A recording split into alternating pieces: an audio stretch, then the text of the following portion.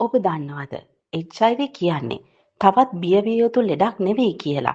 HIV ආසාදනය වීමෙන් බේරෙන්න අද වෛද්‍ය විද්‍යාවේ තියෙන ප්‍රබලතම ප්‍රතිවර්ග දෙක ගැන ඔයා දැනගෙන හිටියද? පළමු එක PrEP.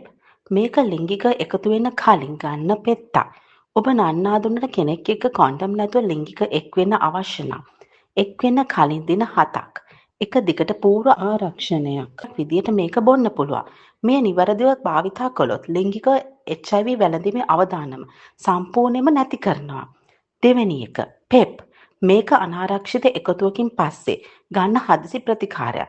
වැදගත්ම දේ අවදානම සිදුවීමෙන් පැය 72ක් ඒ කියන්නේ දින 3ක් ඇතුළත මෙය පටන් ගන්න ඕනේ. ඊට පස්සේ දින 28ක් එක දිගට බොන්න වෙනවා. මේ ප්‍රතිවර්ග දෙකම ලංකාවේ ඕනෑම රජයේ ලිංගාශ්‍රිත සායනයකින් නොමිලේම හෝ වෛද්‍ය නිර්දේශකින් ෆාමසියකින් ගන්න පුළුවන්.